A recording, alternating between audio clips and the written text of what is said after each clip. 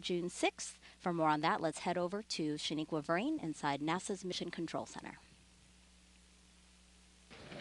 Thanks, Megan, and welcome to the International Space Station Flight Control Room. I am Shaniqua Marine, live at the Johnson Space Center here in Houston, Texas. The team of flight controllers at Mission Control Houston today is being led by Flight Director Scott Stover. Teams here in Mission Control will really jump into action tomorrow night into early Tuesday morning as Cargo Dragon approaches the International Space Station. There are currently 7 crew members living and working aboard the station. Expedition 69 consists of NASA astronaut Frank Rubio, Dmitry Petelin of Roscosmos, Sultan Anayati from the United Arab Emirates, Woody Hoberg and Stephen Bowen of NASA, Andrei Fedyaev, and Commander Sergei Prokopyev of Roscosmos. As Cargo Dragon approaches the International Space Station in the morning hours of June 6, NASA astronauts Frank Rubio and Woody Hoberg will be monitoring the arrival from the station's cupola. Cargo Dragon will remain attached to the International Space Station, its zenith port of the Harmony module, for about 1 month, being one of 2 Dragons joining Crew Dragon Endeavour before being packed up with critical science and supplies that will splash down off the coast of Florida for that science to be analyzed back here on Earth.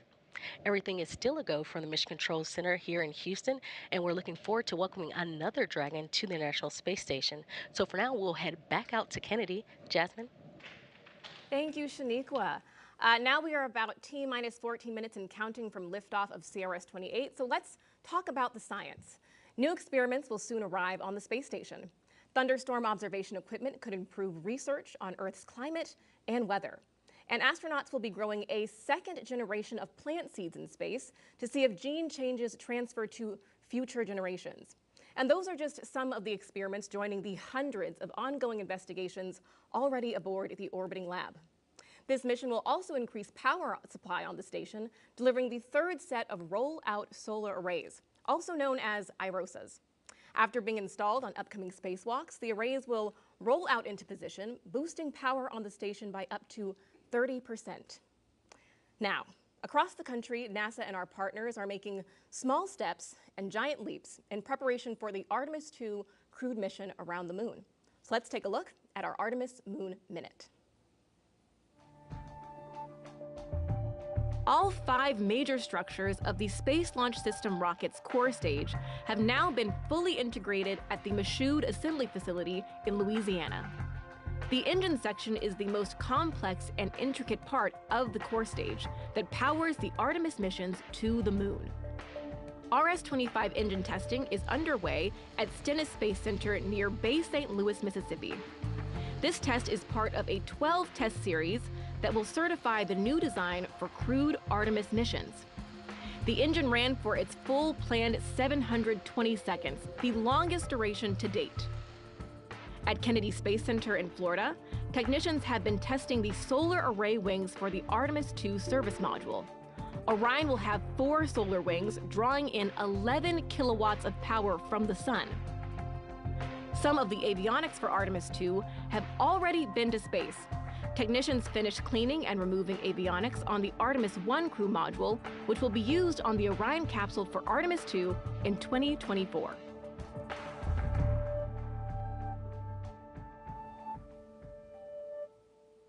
Now we are at T-minus 12 minutes and counting from the liftoff of the 28th Commercial Resupply Services mission from both NASA and SpaceX to the International Space Station. So let's bring back Zach now to tell us more about Dragon's flight history. Zach? Thanks, Jasmine. For those of you following along, you'll know that it's already been a very busy year and couple of weeks for Dragon vehicles at the International Space Station. CRS-28 marks SpaceX's 4th Dragon mission of 2023, following the launches of Crew 6, CRS-27, and AX-2. The Dragon spacecraft supporting today's mission will be joining Crew 6 and Dragon Endeavour, which have been on station since March. Now, in order to make room for AX-2 and CRS-28 at the Harmony Zenith port on the ISS, the 4 members of Crew 6 underwent a port relocation on May 6th. And put another way, Dragon moved parking spots to make room for the incoming Dragons. A few weeks later, on Sunday, May 21st, Dragon and the crew of AX-2 lifted off from historic Launch Complex 39A at NASA's Kennedy Space Center and arrived at station about 15 and a half hours later. and this is Dragon's fastest launch to docking time for a human spaceflight mission. After 8 days of living and conducting research on the space station, Dragon Freedom undocked from the orbiting laboratory and returned the AX-2 crew back to planet Earth off the coast of Florida at 11:04 p.m. Eastern on Tuesday, May 30th. And this made room for the Dragon vehicle supporting today's mission. From the beginning, Dragon was designed to fly cargo and humans to and from space. And since Dragon's first visit to the space station in May 2012, we've come a long way. In that time, as I mentioned earlier, Dragon has visited the ISS 37 times, and 9 of those missions carried crew. In fact, the first time Dragon flew people was just about 3 years ago with SpaceX and NASA's Demo 2 mission to the space station. NASA astronauts Bob Behnken and Doug Hurley took the first flight on Dragon on May 30th, 2020, returning human spaceflight capabilities to the United States for the first time since the space shuttle retired in 2011. The launch of Demo 2 also marked the first time in history that a commercial company successfully took astronauts to orbit. And since then, SpaceX has launched a total of 10 human spaceflight missions to space. And to help enable greater flexibility for future Dragon missions, SpaceX is preparing our neighboring pad, Space Launch Complex 40 at Cape Canaveral Space Force Station in Florida, to support both cargo and crew missions. As we fly more and more people to and from space, human spaceflight becomes more accessible and creates more opportunities for humanity to become a spacefaring civilization. And now I'll turn it back to Jasmine at KSC to take a look at one of the payloads flying on today's mission. Jasmine? Thank you, Zach. One experiment on CRS-28 could be used to predict your risk for certain diseases, aging, and how our bodies heal. Earlier this week, I got the chance to speak with the brains behind Genes in Space 10. Joining us now is Christine Anwaha, a high school student from East Chapel Hill, North Carolina. Welcome, Christine. Thanks for having me. Of course, happy to have you here. So can you tell us a little bit about how you're feeling a high school student with your experiment heading to the International Space Station?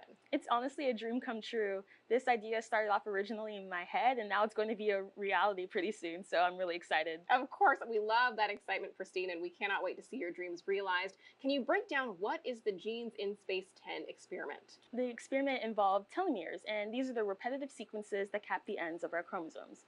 On Earth, telomeres normally shorten as we age, but for astronauts in space, they actually appear to get longer. And so with that, I developed an experiment to see if that process could be linked to the activity of stem cells. Now, in the development of that experiment, something really important was measuring telomere length.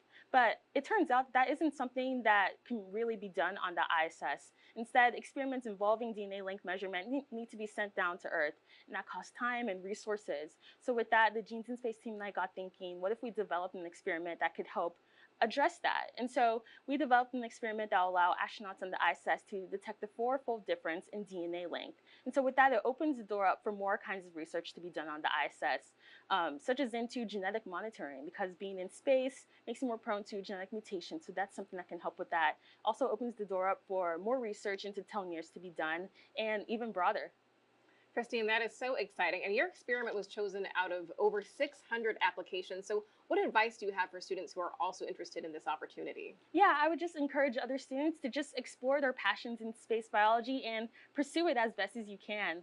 That's what I did, and it led me to where I am here. Exactly. Very excited to have you here. And tell me, what are your plans after high school? I mean, you've got some great things on the horizon, right?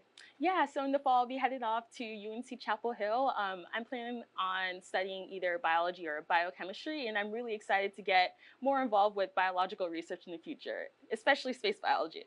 Of course. Thank you so much for joining us today, Christine. Thanks for having me. Thanks again to Christine for speaking with us. And she is not the only student experiment going up on CRS-28. STEM engagement is very important to us here at NASA for the future of the Artemis generation. All right, now we are just about 7 minutes and counting until liftoff of CRS-28. So let's bring back Megan here on Florida's Space Coast and Zach live at SpaceX headquarters in Hawthorne, California, to walk us through the final moments of the countdown. Take it away. Thanks, Jasmine. It's T-minus 6 minutes and 50 seconds, and the SpaceX team is currently working no significant issues, and the vehicle is healthy. Weather is currently 80% go, and the range is ready to support today's mission. At this point, Rocket Propellant 1, or RP-1 fuel, is completely loaded on the second stage and nearly complete on the first stage. Liquid oxygen or LOX loading is currently underway on both stages and will complete at the T-2 minutes mark to launch. We're also loading helium gas into both stages. Falcon 9 uses helium as a pressurant to backfill the propellant tanks as LOX and RP-1 are consumed by the Merlin engines during ascent. Helium load began before the broadcast went live and will continue to top off until about a minute and a half before launch. And about 40 seconds ago, SpaceX performed the engine chill. That's when the team flowed a small amount of the super chilled liquid oxygen into the Merlin engine's turbopumps. They're basically prepping the propulsion system for the full flow of liquid oxygen. By doing this, they avoid a thermal shock to the system, ensuring engine startup Stage 1 goes fuel well. load is complete. And you heard that call out for stage 1 fuel load complete. Now, Dragon also began its startup sequence at T-minus 35 minutes when it coordinated timing with Falcon 9. The spacecraft is currently undergoing vehicle health checks. It will enter terminal count at T-minus 5 minutes, with the next big step just a minute before liftoff, when Dragon will transition to internal power.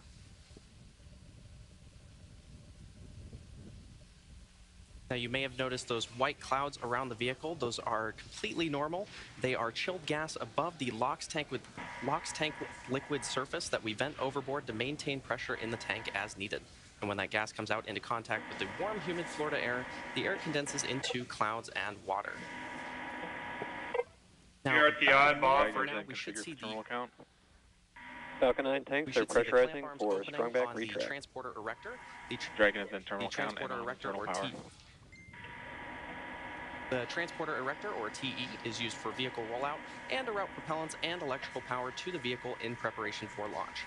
And once those clamp arms have fully opened, the TE will then retract away from the rocket in preparation for liftoff. We have a hot mic on the countdown net.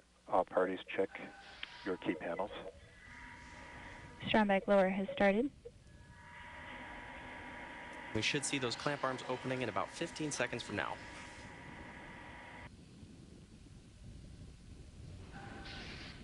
Now, those clamp arms are located just below the trunk of the vehicle, which is beneath the Dragon spacecraft.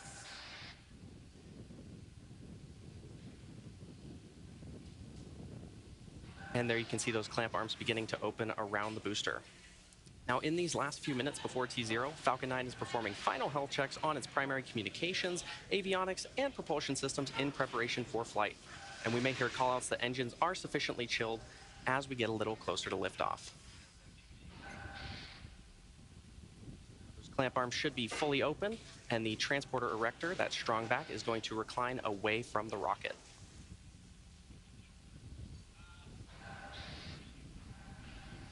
Now, you may have noticed in some of these shots, the Falcon 9 booster supporting today's mission is covered in quite a bit of soot, and that is because it previously supported NASA Crew 5, GPS-3, Space Vehicle 6, Inmarsat 6 F2, and 1 Starlink mission.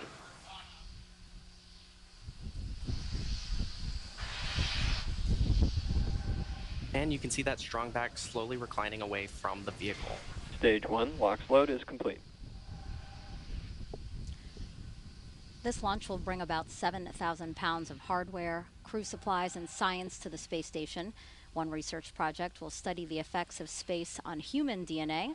Another will study the effects on plant DNA. Findings from both could help us advance things here on Earth, but also prepare us for future, farther missions into space. And Dragon will be docked to the space station for about a month before returning home.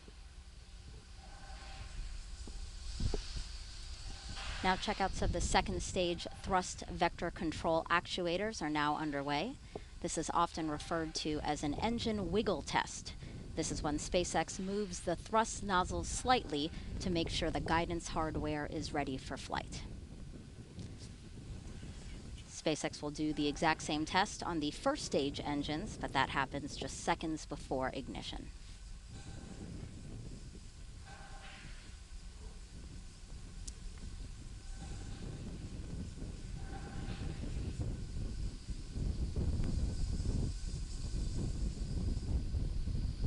Now, Dragon is also performing its final health checks to make sure all of the vehicle's primary systems are ready Stage for its 2 LOX rendezvous load with is the complete. International Space Station. Dragon is And there's that call out that Stage 2 LOX loading is complete. That wraps up propellant loading for both stages of the Falcon 9. And as I mentioned earlier, you may have seen those white clouds around the vehicle. Ground gas Those closeout. clouds you see are the chilled gas above the LOX tank liquid surface that we vent overboard. And when that gas comes out in contact with the warm Florida air, the air condenses into clouds and water. Now Dragon is about to transition into internal power. Also Falcon 9 computers will then enter startup mode, which is when the Falcon 9 flight computers take control of the countdown, guiding the rocket through the last seconds before liftoff. You should hear a call out about startup shortly. Falcon 9 is in startup. Dragon is in countdown.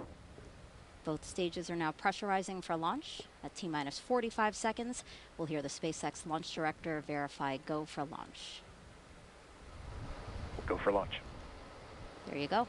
And at launch, the International Space Station will be flying 260 miles over the North Atlantic, south of St. John's, Newfoundland.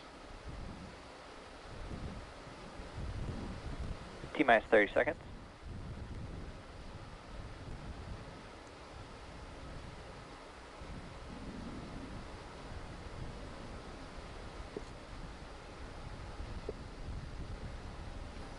Fifteen seconds.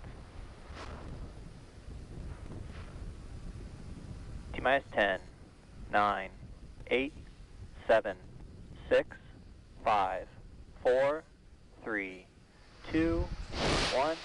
Ignition, engines full power, and liftoff of CRS-28. Go Falcon, go Dragon. Liftoff of about 7,000 pounds of science and cargo, including a new pair of solar arrays to boost power on the space station.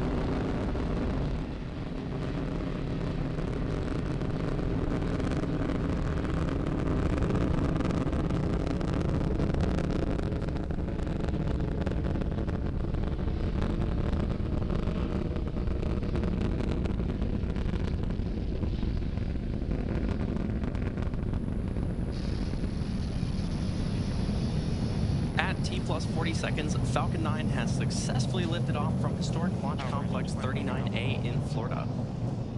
And we're now coming up on max Q in about 20 seconds from now. And this is the point of maximum aerodynamic pressure that the vehicle will go through during its flight. Falcon 9 is supersonic. And there's that call out that Falcon 9 is supersonic, traveling faster than the speed of sound.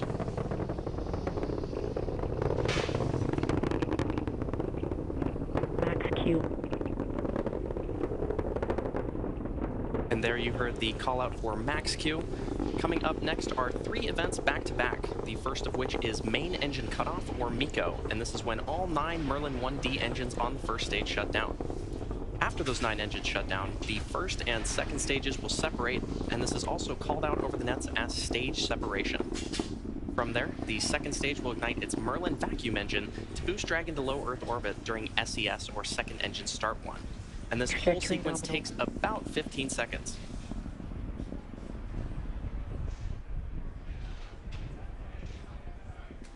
Should be expecting that call out for main engine cutoff in about 40 seconds from now.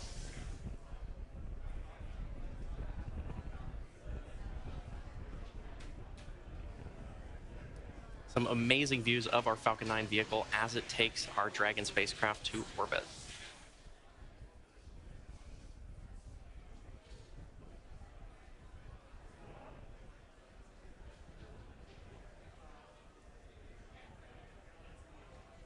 And in just about 10 seconds, we should see that main engine cut off.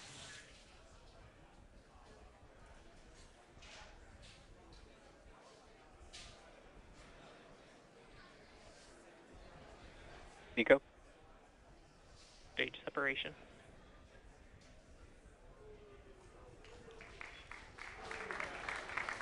INVAC ignition.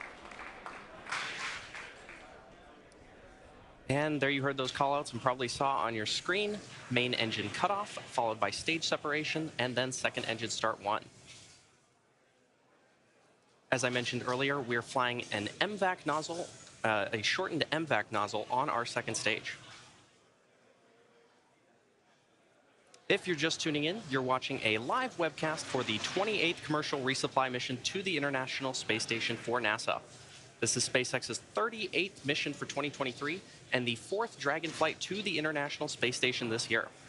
We lifted off from Kennedy Space Center's historic Launch Complex 39A just about 3.5 minutes ago. Now on your screen, on the left side, you can see our Falcon 9 first stage, which is going to descend back towards Earth, and the second stage on the right side of your screen, which is carrying the Dragon spacecraft. Now, as a reminder, today's mission marks the 5th flight for this Falcon 9 booster. Falcon 9 booster, which previously supported the Crew 5, GPS-3 Space Vehicle 6, Inmarsat 6F2, and 1 Starlink mission. In order to make its way back to our drone ship, a shortfall of gravitas, the Falcon 9 first stage has 2 more burns to execute. The first is the entry burn, where 3 of the Merlin engines will reignite. This helps slow the stage down as it re-enters the upper part of the Earth's atmosphere. The entry burn is followed by the landing burn, and this is a single engine burn that brings the vehicle's speed down rapidly in order to land on the drone ship. Now, occasionally with the Falcon 9 first stage on the left side of your screen, you may see some small white puffs, and those are nitrogen gas bursts that are used for attitude control. You can also see there on your screen a pair of the hypersonic grid fins. Falcon 9 is equipped with 4 of these grid fins, which are comprised of titanium, and they are positioned near the top of the first stage. Once in the atmosphere, stage 1 is only using the grid fins for steering as it makes its return to Earth. And these grid fins orient the rocket during re-entry and guide the rocket during its descent.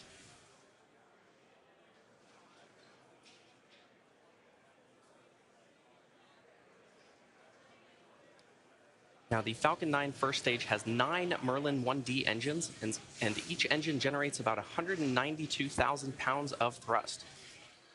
On the second stage is the MVAC engine, which has a slightly wider nozzle,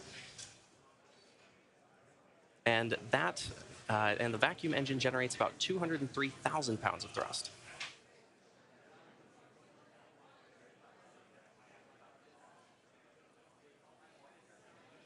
Next major milestone is going to be the first stage entry burn, which will take place just over a minute from now.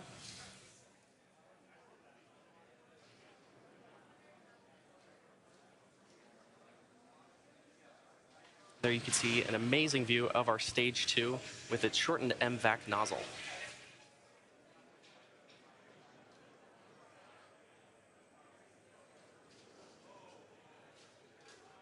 The Falcon 9 first stage, which is not currently on your screen, has reached apogee and is now beginning its descent back towards Earth. The second stage is continuing to take our Dragon spacecraft to orbit.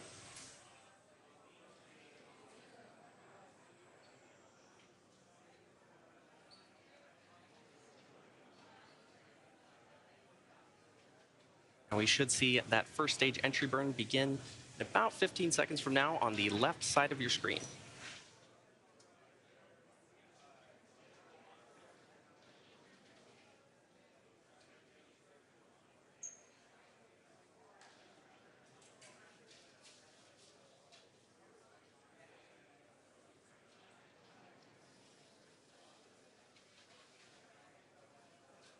Stage 1, FTS has safed.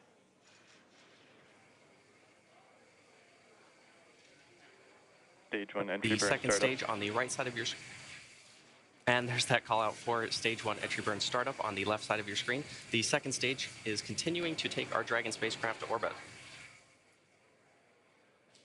Now again, the entry burn is the first of 2 burns that the Falcon 9 booster performs before landing on our drone ship. Stage 1 entry burn shutdown.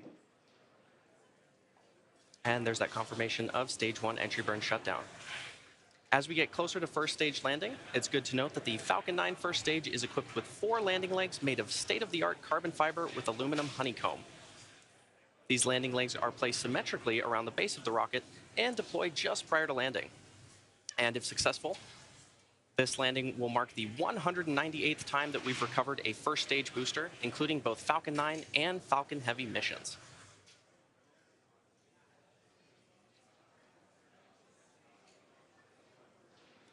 We are about 25 seconds away from that landing burn beginning. Stage 1 transonic. Now, as the rocket descends through the Earth's atmosphere, this really puts deceleration into perspective. In the span of less than a minute, we'll have reduced from twice the speed of a jet all the way down to 0 as the rocket lands. And as Falcon lands, we may also hear a call out that the second engine will shut off around the same time.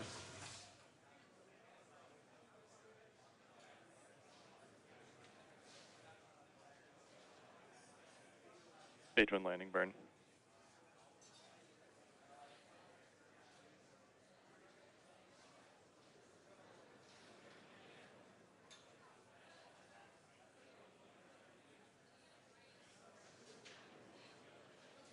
Landing leg deploy.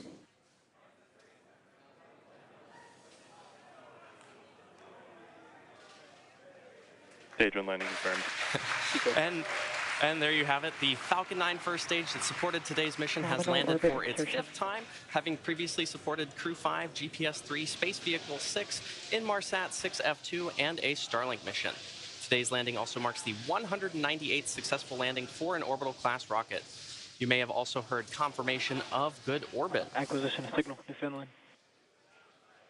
At T plus 9 minutes and 30 seconds into the mission, we are coming up on the last major task for Stage 2, commanding separation of Dragon a couple minutes from now. And we expect to have video of Dragon separation from the top of the second stage, which looks into the trunk. CRS-28 will be joining the Crew 6 vehicle, currently on orbit, so we'll be back to having two Dragon spacecraft docked at the International Space Station. As for cargo, today we will be delivering more than 7,000 pounds of science, research, crew supplies, and vehicle hardware to the orbital laboratory and its crew. To date, SpaceX has sent and brought back over 280,000 pounds of crew and cargo to and from the space station.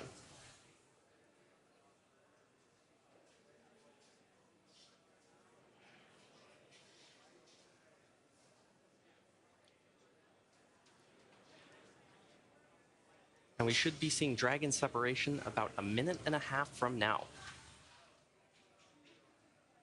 As a reminder, this is the 4th flight for this Dragon capsule, having previously supported CRS-21, CRS-23, and CRS-25 to the space station. Today's flight also marks the 20th reuse of a Dragon vehicle overall. Now, Dragon has 16 Draco thrusters on board, each with the capability to deliver 90 pounds of force. There are 4 pairs of 3 thrusters spaced evenly around the capsule, as well as 4 forward bulkhead thrusters underneath the nose cone. Now, notably, today's Dragon does not have super Draco thrusters, seats, or life support systems, as it's not carrying crew. And this saves on weight and space, and also allows for a faster refurbishment time.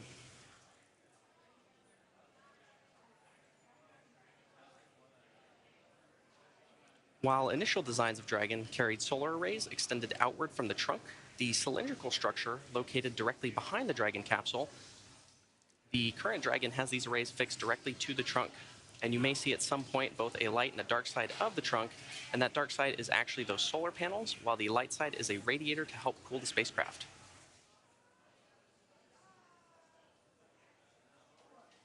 And speaking of solar panels, you can see on your screen right now the solar panels that we will install on the International Space Station.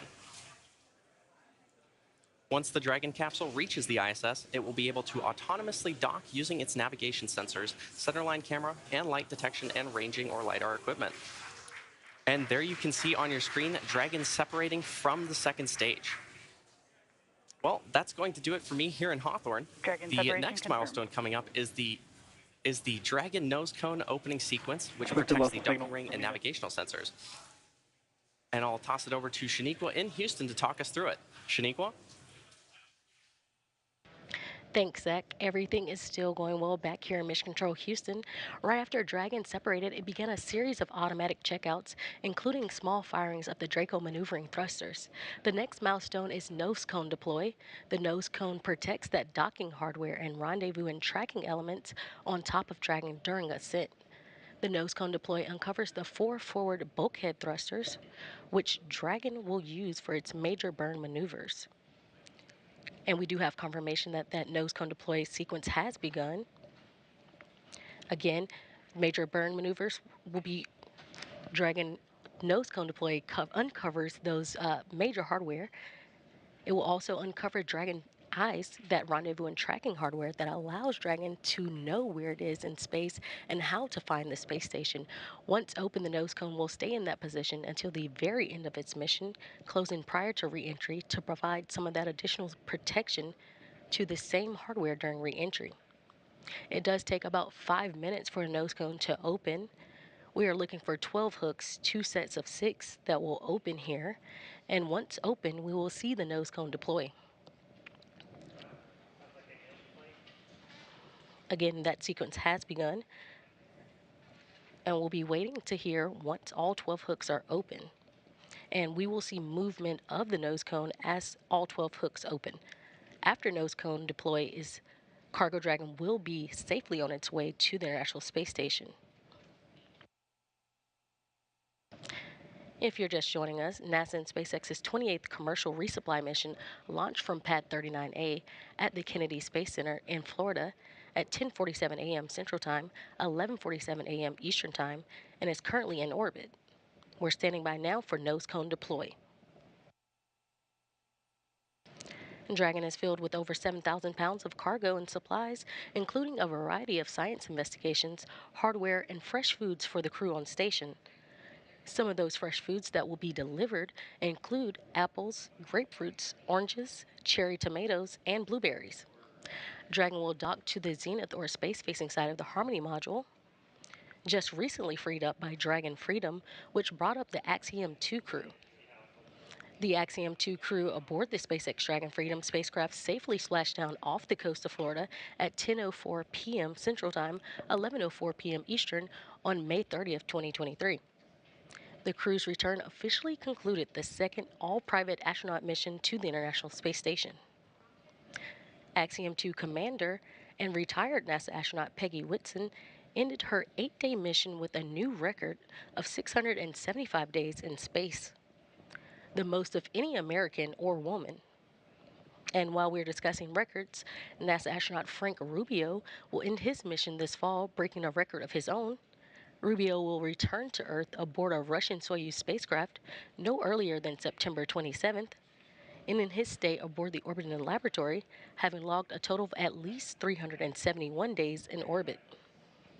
That tour of duty will beat the previous record of 355 days set by NASA astronaut Mark Vande Hei in 2022.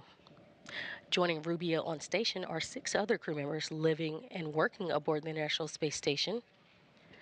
Expedition 69 also includes Dmitry Patelin from Roscosmos, Sultan Adiyati from the United Arab Emirates, Woody Hoberg and Stephen Bowen of NASA, Andrei Fedyaev and Commander Sergei Prokopyev of Roscosmos. All crew members are awake, and after enjoying a midday meal, some are headed to exercise, while others are headed to do some spacewalk procedure reviews. NASA astronauts Stephen Bowen and Woody Hoberg are prepping for a June 9th spacewalk to install one of 2 new rollout solar arrays on the space station's starboard side truss structure. This cargo resupply will bring up 2 new rollout solar arrays packed inside its unpressurized trunk. Acquisition of signal. Goonheli. And again, if you're just joining us, we are currently waiting on nose cone deploy of the CRS-28 cargo spacecraft. That sequence has begun just a few minutes ago, and it does take about 5 minutes for the nose cone to fully deploy.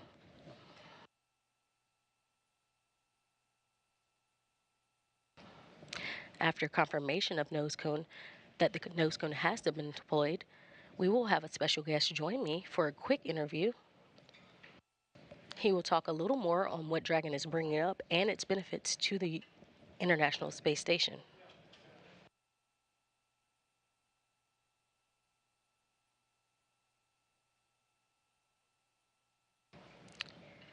And back here in the International Space Station room, flight control room, while we are waiting for that nose cone to officially be fully deployed, we will have flight controllers that are monitoring the systems on station itself ahead of Dragon's arrival Tuesday morning.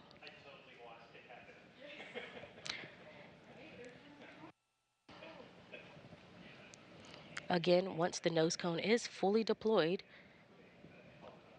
we will have Cargo Dragon on its way to the International Space Station. Once Dragon does cross that approach ellipsoid, which is that mythical sphere around the space station, flight controllers here in Mission Control Houston will begin joint operations with SpaceX teams in Hawthorne, California. Again, we will have NASA astronauts Frank Rubio and Woody Hoberg, who will be monitoring the approach and arrival of Dragon with a planned docking time on Tuesday morning at 4:50 a.m. Central Time, 5:50 a.m. Eastern Time. Once Cargo Dragon is docked to the station, Rubio and Hoberg will begin hatch operations to open the hatches between the International Space Station and Cargo Dragon.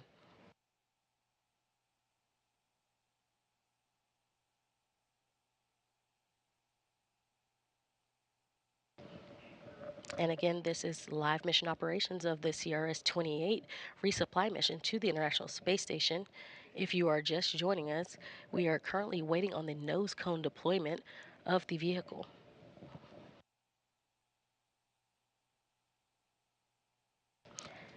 And we currently see that nose cone currently opening.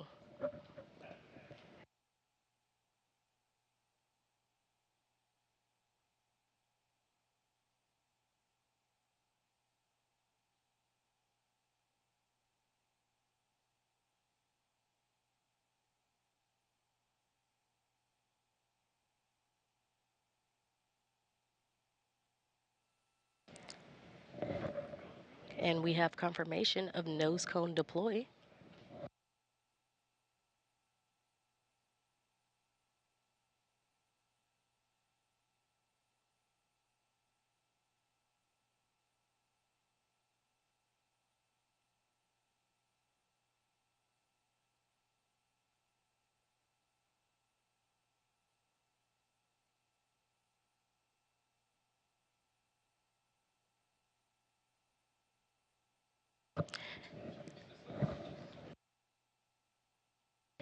And there we have it. We have nose cone confirmation of deployment.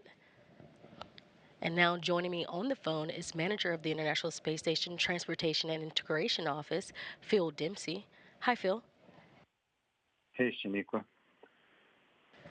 Thanks for joining me. And as we get into it, can you outline the major activities for the crew with CRS-28? I know we talked some of what's being brought up, but can you go a little more in depth for us? Sure. During this mission, there's quite a bit of research that has to be done. So the crew will start, unloading the Cargo Dragon. There'll be actually quite a bit of research that's done in time to complete it and return those samples to the ground at the end of this dock mission. As well as that, we're carrying up some IROSAs, external solar arrays that have to be installed with a couple of EVAs during this mission. Of course. And these resupply missions, just like you mentioned, are delivering science, hardware, and other cargo to the station. I know one key delivery on CRS-28 includes a pair of ISS rollout solar arrays. Can you discuss what the plan is for these arrays and what the importance is for station? Yeah, absolutely. So as you know, the ISS program is extending operations to 2030. The robustness of the vehicle has been one of the key factors in our ability to do so. One thing we've seen is expected degradation of solar array performance over time. So these IROSAs will enable us to get back to beginning of life power levels. With this pair on the SpaceX 28 mission, we'll have augmented 6 of our 8 power channels, further enabling the ISS program to continue full research utilization without interruption. That's why we're here in the first place. Thank you. And as always, I know it's a busy time aboard the International Space Station with cargo vehicles coming and going and multiple planned spacewalks. How complex will the next few months be for the station program and the global partnership? Sure. Well, as always, there's a lot going on. First we have the spacewalks to install the IROSAs, which I just mentioned. Those are actually some of the most complex that our crew performs. Not long after completing those, we're looking forward to the NG-19 cargo resupply mission later this summer, bring up more critical supplies and research. And then we're not too far away from the next crew rotation missions on both the SpaceX Crew Dragon and the Soyuz spacecraft. So we're definitely looking at some complex choreography, but we've got an extremely capable teams across the world making it all happen. Thank you so much. And we again appreciate you for joining us today. All right. Thank you, and have a great day. It's good to see a good launch today. Perfect. Thanks, Phil. Join us again early Tuesday morning at 3:15 a.m. Central Time for live coverage of docking for CRS-28. Again, everything is on track on the International Space Station side, so that'll do it for us here in Mission Control Houston. Now back over to you, Kennedy. Jasmine? Thank you, Shaniqua. Yet another beautiful launch from Florida's Space Coast. And that's going to wrap up our launch coverage of the 28th Commercial Resupply Services mission from NASA and SpaceX. Thanks again for joining us, and we'll leave you with a replay of today's launch. Until next time, go NASA, go SpaceX, and go CRS-28.